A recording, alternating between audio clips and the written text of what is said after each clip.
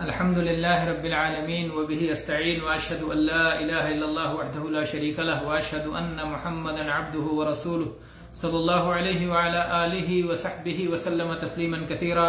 اما بعد، قال شيخ الاسلام محمد بن عبد الوهاب رحمه الله: اذا قيل لك ما هي الاصول الثلاثه التي تجب معرفتها فقل معرفة العبد ربه ودينه ونبيه محمدا صلی اللہ علیہ وسلم.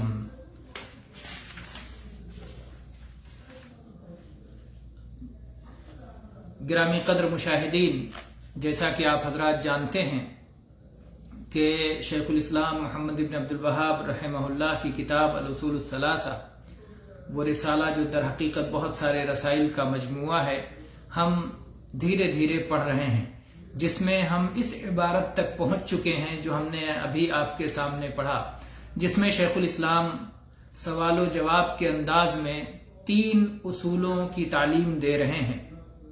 آپ کہتے ہیں کہ اگر آپ سے پوچھا جائے، اذا قیل لک، اگر آپ سے کہا جائے، ما ہی الاصول الثلاثہ التی تجب معرفتها، وہ 3 بنیادی اصول کیا ہیں، وہ 3 بنیادیں کیا ہیں، وہ 3 اصول کیا ہیں جن کا جاننا فرض ہے، جن کا جاننا ضروری ہے، جن کا جاننا لازم ہے، واجب ہے.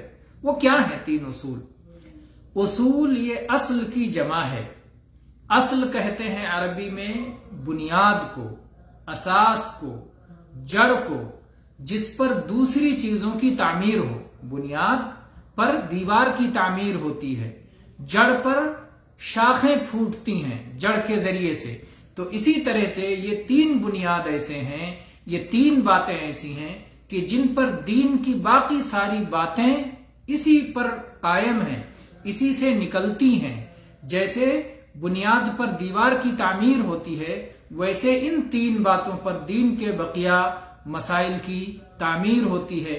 جیسے جڑ سے شاخیں پھوٹتی ہیں، اسی طرح سے یہ 3 باتیں جڑ کی حیثیت رکھتی ہیں کہ دین کے سارے مسائل یہاں سے نکلتے ہیں. تو شیخ نے فرمایا کہ وہ 3 باتیں کیا ہیں جن کا جاننا ہر شخص پر ضروری ہے، ہر مسلمان مرد عورت پر فرض ہے. وہ 3 باتیں کیا ہیں؟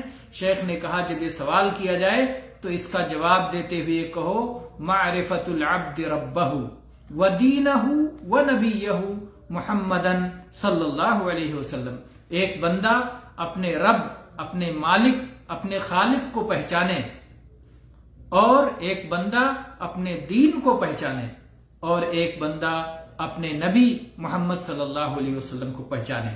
تو 3 چیزوں کی معرفت یہ دین کی بنیاد ہے.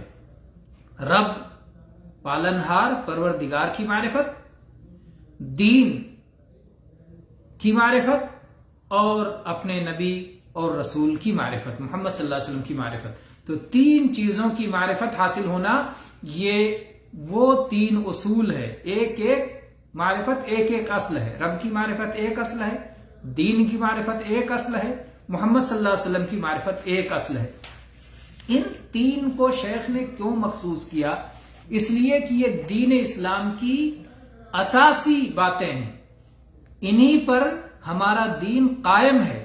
اور یہی وہ 3 باتیں ہیں جس کے تعلق سے قبر میں انسان سے سوال ہوگا، انسان سے پوچھا جائے گا. جب ایک انسان کی وفات ہو جاتی ہے، نبی کریم صلی اللہ علیہ وسلم کی بہت واضح حدیث ہے، آپ نے فرمایا کہ جب ایک انسان کی وفات ہو جاتی ہے اور اسے قبر میں دفن کر دیا جاتا ہے، اور اس کے بعد اس کے پاس 2 فرشتے منکر اور نکیر آتے ہیں، اور اس کے جسم میں روح لوٹائی جاتی ہے.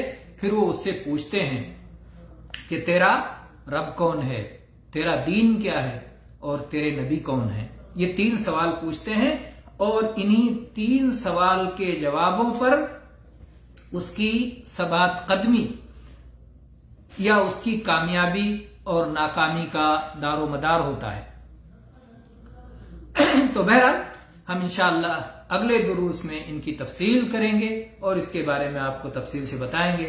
وآخر دعوانا ان الحمد للہ رب العالمین وصلی اللہ علی نبینا وسلم.